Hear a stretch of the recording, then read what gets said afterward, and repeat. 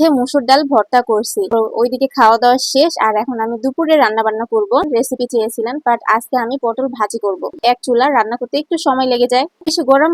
আমি এই গরমের মধ্যে মানে অনেক জায়গায় তো দেখতেছি নামাজ পড়তেছে বৃষ্টির জন্য। মরিচ আর পেঁয়াজ দিলাম। আসসালামু আলাইকুম, কেমন আছেন সবাই? আমি আলহামদুলিল্লাহ ভালো আছি। কয়েকদিন থেকে তো অতিরিক্ত গরম পড়েছে ঢাকায়, আর প্রতিদিনই অনেক বেশি পরিমাণে রোদ উঠতেছে। এই গরমে কি খাবো চিন্তা করতে করতে অবস্থা খারাপ, কোনো কিছুই খেতে ইচ্ছে করতেছে না। তাই আমি সকাল সকাল আজকে ভাত রান্না করলাম, সাথে মুসুর ডাল ভর্তা করছি। তো আজকে ভাত আর মুসুর ডাল ভর্তা দিয়ে সকালের ব্রেকফাস্ট মানে নাস্তাটা করে নিচ্ছি। তার আগে আমি ওষুধ খেয়ে নিলাম। তো ওইদিকে খাওয়া দাওয়া শেষ, আর এখন আমি দুপুরে রান্না বান্না করব। জামাই বাজার থেকে গতকালকে পটল নিয়ে আসছে, তো পটলগুলা বেশ ভালোই। আজকে পটল রান্না করব, পটল ভাজি।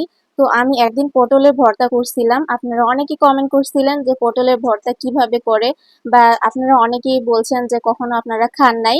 সেই পটলের ভর্তা আরো একদিন দেওয়ার চেষ্টা করব রেসিপিটা। তো অনেকেই জানতে চেয়েছিলেন, রেসিপি চেয়েছিলেন, বাট আজকে আমি পটল ভাজি করব। পটলটা আমি হালকা ভাবে ছুলে নিচ্ছি, আর এখন ছুলে বলতে আমি চেঁচে নিচ্ছি বটি দিয়ে। আর এখন আমি এটাকে ভালোভাবে কেটে নিচ্ছি, মানে কিভাবে কাটতেছি সেটা দেখাচ্ছি আপনাদের। এইভাবে একটু ঝিরঝির করে কাটতে হবে, আমরা আলু যেভাবে কাটি সেভাবে। বাসা থেকে ফোন দিয়েছিল, আমাদের দিনাজপুরে নাকি অনেক বেশি গরম পড়ছে, আর প্রতিদিনে অনেক বেশি রোদ উঠতেছে, যার কারণে গরমের পরিমাণটা অনেক বেশি, অনেক তাপ।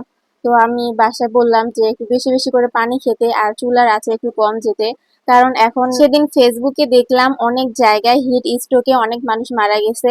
এই কারণে এখন বেশি বেশি করে পানি খেতে হবে, আর এখন বাইরে যাওয়া থেকে বিরত রাখতে হবে। যদি বাইরে খুব বেশি প্রয়োজন না থাকে তাহলে না যাওয়াই ভালো। আমি যেমন সারাদিন রুমের মধ্যে থাকি, তারপরেও এত পরিমাণ গরম লাগে কি বলবো। রুমের ভিতরেও টিকা যাচ্ছে না এই গরমের মধ্যে, উপর থেকে এমন রোদের তাপ পড়তেছে। ফ্যানের যে বাতাস সেটাও কিন্তু অনেক গরম লাগতেছে। সিলিং ফ্যান তো চালাইতে পারতেছি না গরমের কারণে।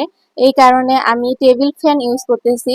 টেবিল ফ্যানের বাতাসটা একটু হলেও ঠান্ডা, বাট সিলিং ফ্যানের বাতাস কি বলবো, বাপরে বাপ, একদম আগুন ঝরতেছে উপর থেকে। তো ওইদিকে আমার কাটাকুটি কমপ্লিট, আর এইদিকে ভাতটাও হয়ে গেছে। আমি আগে ভাত বসাই দিয়েছিলাম, যেহেতু আমার এক চুলা রান্না করতে একটু সময় লেগে যায়। ভাত হয়ে গেছে, এখন আমি মাছটা ভেজে নিব। এটা হচ্ছে রুই মাছ, তো মাছটা ভেজে তারপর রান্না করব। কিন্তু আমরা বাড়িতে মাছ না ভেজে রান্না করি, কাঁচা মাছ। তবে সেই মাছটা অনেক টাটকা হয় আর পুকুরের হয়, এই কারণে খেতে অনেক স্বাদ লাগে। বাট আমাদের ঢাকা শহরে বাজার থেকে যে মাছটা কেনা হয় সেটার স্বাদ একটুও ভালো না, আমার কাছে ভালো লাগে না। যার কারণে আমি মাছটাকে ভালোভাবে ভাজি এবং ভেজে রান্না করি। তো আমি এদিকে তরকারিগুলো ভালোভাবে ধুয়ে নিচ্ছি, 2-3 বার করে ধুবো। আর আমার মাছটা ওইদিকে আমি ভেজে নিচ্ছি।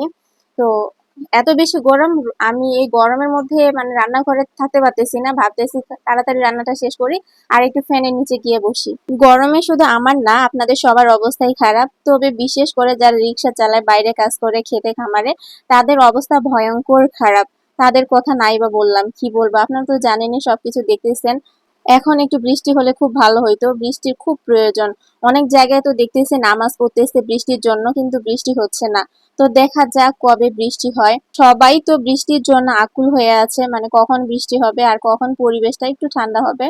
তো মাছটা আমি ভালোভাবে ভেজে নিচ্ছি, এখন রান্না করে নিব। এখানে লবণ, হলুদ, মরিচের গুঁড়া, আদা রসুন বাটা, জিরা সবকিছু দিয়ে দিচ্ছি, আর এখন আমি এটাকে ভালোভাবে কষিয়ে নিচ্ছি। তো মাছটা পুরোপুরি আমার রান্না হয়ে গেছে। বেশি কিছু দেখাতে পারতেছি না, কারণ রান্নাঘরে টিকাই যাচ্ছে না, বলতেছি না, রান্নাঘরে একটু কাজ করতেছি আবার ফ্যানের নিচে গিয়ে বসতেছি, এমন একটা অবস্থা। তো মাছটা আমার পুরোপুরি রান্না কমপ্লিট, এখন ভাজিটা বসাই দিব। ভাজিটা আমি ভালো মানে হাত দিয়ে মেখে তারপর বসাই দেব।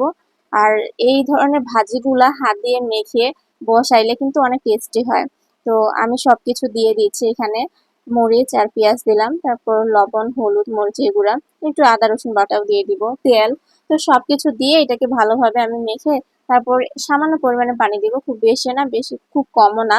তো এটাকে ভালোভাবে মাখতে হবে। মেখে তারপর আমি এটাকে ভালোভাবে মানে চুলায় বসাই দিয়ে তারপর আবার চাপবো।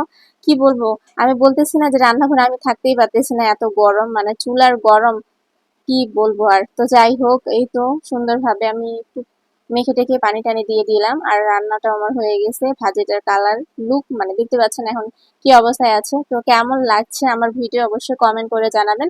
আজকের ভিডিও এই পর্যন্তই, সবাই ভালো থাকবেন, সুস্থ থাকবেন, আর আমার জন্য দোয়া করবেন। আমি আপনাদের সবার জন্য দোয়া করি। সবাই ভালো থাকবেন, আল্লাহ হাফিজ, টাটা।